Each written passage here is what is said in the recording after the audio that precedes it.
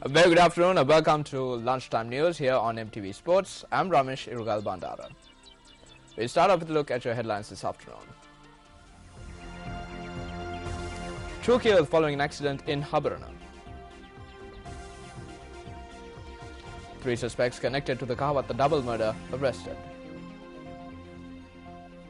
And Syrian Deputy Oil Minister defects. On to those stories in detail. Now, the police state that 3 suspects connected to the double murder in Kotaketana area in Kahawatha have been taken into custody. Police media spokesperson SP Ajit Rohana stated that the suspects include a woman as well. By early this morning, inspectors of the CID were able to apprehend 3 suspects in connection to the double murder. 2 of the 3 arrested suspects are men, while the other is a woman. We hope to reveal all details about them today. We also thank all those cooperated with us to conclude this investigation in a successful manner. We have proved wrong all allegations against the police through this successful investigation. We are hoping to reveal details regarding this within the course of the day. The bodies of a mother and daughter who were murdered were discovered few days after their death. The victims were identified as an 18-year-old schoolgirl from the Kotaketana area and her mother. The body of the mother was discovered inside the house, while the body of the daughter was discovered about 2 kilometers away from the house. A tense situation arose in the Kotaketana area in Kahawatha last afternoon subsequent to the identification of the suspects responsible for the double murder. 4 houses, including the one that belonged to a suspect who was taken into custody by the police, were set on fire. A house belonging to a local government politician of the Godakavela area was also set on fire. The house of the politician was located in close proximity to the house where the murders had taken place. Meanwhile, a group who gathered at the Kahawatha town last afternoon engaged in a demonstration by burning tires on the road. 2 people were killed and another sustained injuries following a motor accident that occurred in Habarana. According to the police, the accident occurred when a lorry plying from Trincomalee to Colombo collided with a tree. The accident had occurred at around 3:30 a.m. According to the police, the lorry transporting paddy had veered off-road near the 137th kilometer post in Habarana and collided with a tree. The 20-year-old driver of the vehicle was killed following the accident, along with another 27-year-old. The police added that the injured individual was admitted to the Tantirimale Base Hospital. The police suspect that the accident may have occurred due to the driver falling asleep behind the wheel. UNP parliamentarian Karu Jayasuriya says that many allies of the country have turned away due to the short-sighted actions of the government. He made this statement during a function held in the Kuranagal area yesterday. A function was held yesterday to declare open the electricity scheme constructed with funds from parliamentarian Ashok Abesingha's decentralized fund.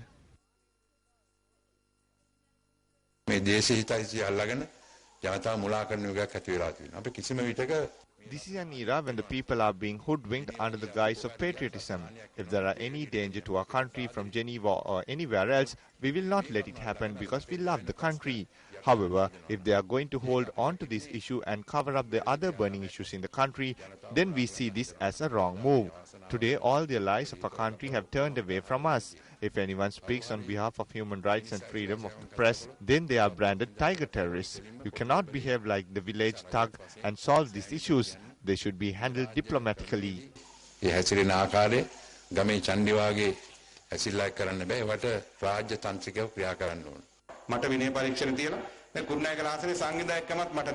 As there is a disciplinary inquiry against me, I no longer hold the post of Kuranagal organizer. They are trying to remove me from this party. But this cannot be done very easily because we are with the people. Only the people can remove me. If the people don't need me during the next election, the people will not vote for me. But the party leader cannot remove me.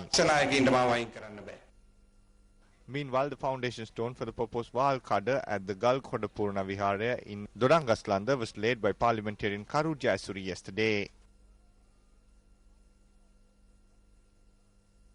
Well, the Zoological Department says that Japan has handed over 2 kangaroos to Sri Lanka under the Animal Exchange Program. The Director General of the National Zoological Garden, Pasha Gunratna, said that the kangaroos will be put on public display at the Dehiwala Zoo this weekend. According to the Director General of the National Zoological Gardens, Bhashwara Gunaratne, the kangaroos were sent to Sri Lanka from the Nagoya Zoo in Japan. The public were deprived of the chance to view kangaroos when one of the kangaroos at the Dehiwala Zoo died and the other fell ill.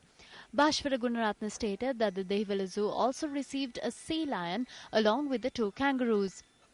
මේ මූදු සිංහයා ශ්‍රී ලංකාවට ආවේ අපේ නිදහස් දවසේ පෙබරවාරි 4 වෙනිදා. We received this sea lion on Independence Day from the Nagoya Zoo in Japan. We received them under our animal exchange program.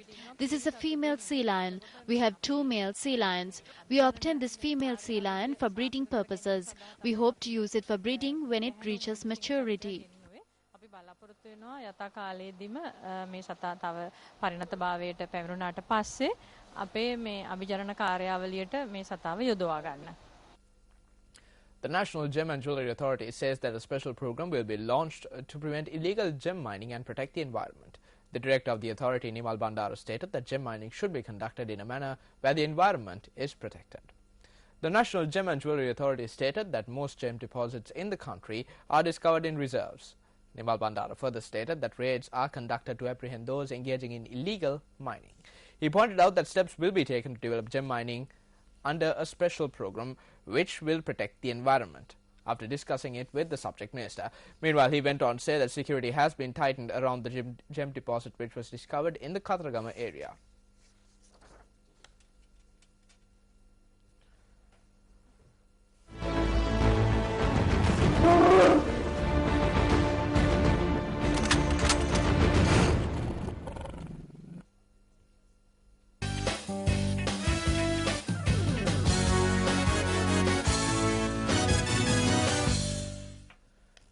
Moving on to the world of sports now, the final match of the Tri-Series is currently underway at the Adelaide Oval between Australia and Sri Lanka. Lovely shot. Sri Lankan captain Mahela Jayawardene won the toss and elected to bowl first. Australian openers David Warner and Matthew Wade got out to a brilliant start as they put on 75 runs in 14 overs. Parviz Maroof drew first blood for the Sri Lankans, dismissing Warner for 48 runs. Taken there by Sangakkara. So a huge wicket there for... Skipper Shane Watson was caught brilliantly by Rangana Herath off a TM Dilshan delivery for 19. Brilliant catch. Michael Hussey was run out for 1. Mike Hussey has called for the single, and that was... there's an appeal, in fact. It's a direct hit. And Dilshan is celebrating. Might just give you a clue to what's happened out there. In fact, all Sri Lankan players in a huddle at the moment. They're excited with this. Opener Matthew Wade was the 4th Australian wicket to fall as he was undone by Herath for 49 runs. For Rangana Herath. Look at He struck again a short while later as he clean bowled Peter Forrest for 3 runs. turning out to be a great spell for Rangana. Maroof picked up his 2nd wicket of the day when David Hussey was trapped in front for 19 runs. A short while ago, Australia were bundled out for 231 runs in 49.3 overs. Staying in cricket news, the 133rd Battle of the Blues played between Royal College Colombo and St Thomas's College Mount Lavinia, which is the longest unbroken cricket series in the world, is currently underway at the SSC grounds in Colombo. Royalists have won the Battle of the Blues 33 times, while St Thomas's College have won it on 34 occasions. Royal College skipper Imal Lenage won the toss and elected to field first. The lads from Reed Avenue struck early as they picked up the wicket of Devin Jayasinghe for just 1 run.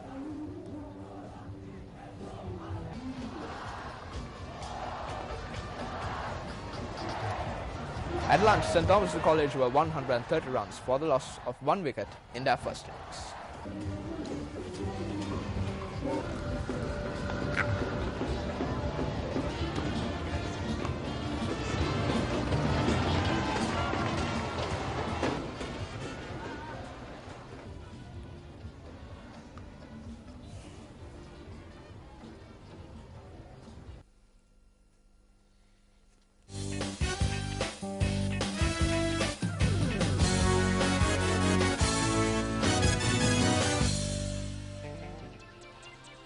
And with that, we wrap up this edition of Lunchtime News. As always, many thanks for joining us. I'm Ramesh Rugal Bandara. Take care. News.